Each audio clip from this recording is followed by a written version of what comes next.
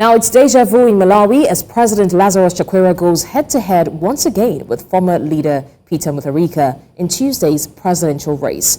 With inflation soaring, fuel shortages biting and jobs scarce, frustration is high among Malawians heading to the polls.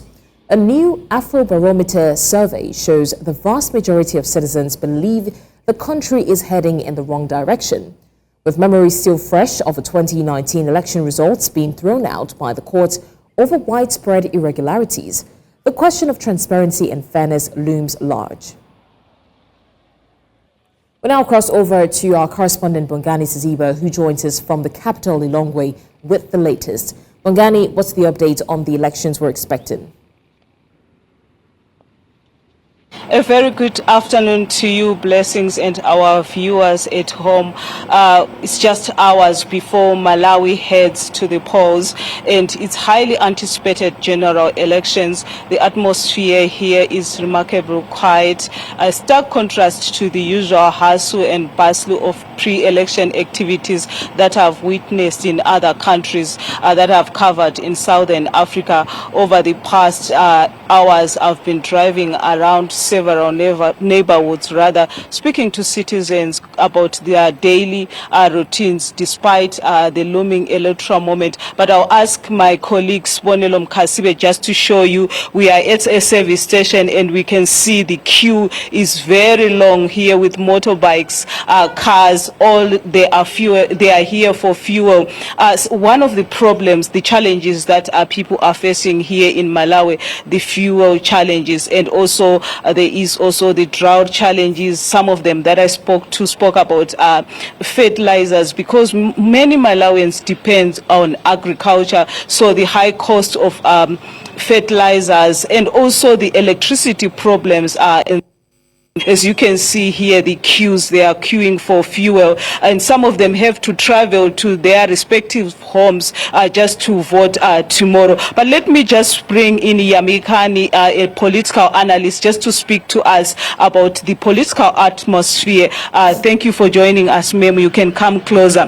What is the political atmosphere? We have seen two former presidents vying for the seat. How do you think the Malawians are going to vote, looking at that some of them are saying that former President Peter Mutharika failed them during his time? We also have Joyce Banda, and we also have the incumbent. How do you think the votes will sway?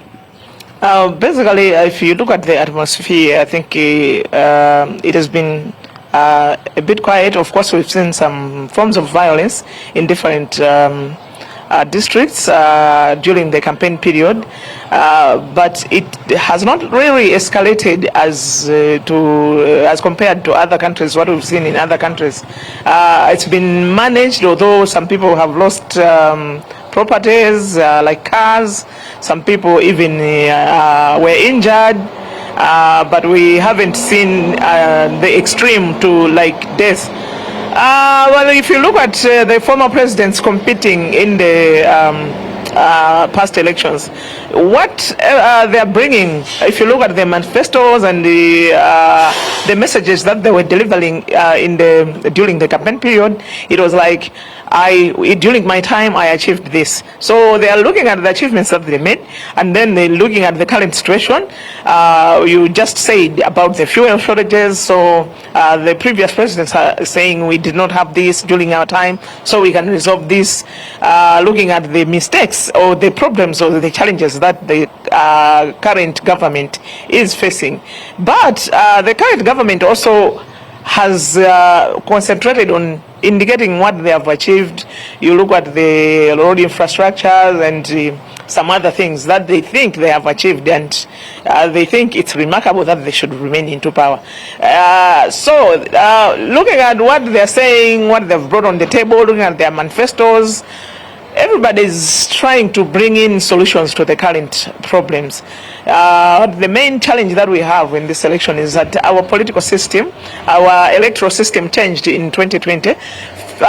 Previously, we used to have the first past the post, which the person or the candidate who gets the most of the votes was voted into power. But right now, the situation changed in 2020, so we are looking at half of the votes, of the total votes. So it's 50% over 50%. So the person who will get over 50%. But if you look at our systems in Malawi, our political parties, they are basically more regionalistic. So they are divided, and it's tribal, and everything else goes into where you're coming from, which is your main benchmark. So I don't think we are going to have one candidate. That's my opinion. We are going to have one candidate who will go through the 50+1. Okay, thank you, Blessing. I just want to try something here, but I know the language barrier will be a problem. If I could try to speak to some of these people that are on the queue. Hello, how are you? Good. Tell us the kind of problems that you are facing, especially when you see this queue, this long queue. No, I'm just not understanding. Blessing, you can hear, they cannot understand. Can you speak to me? Okay. Hi, can you speak to me?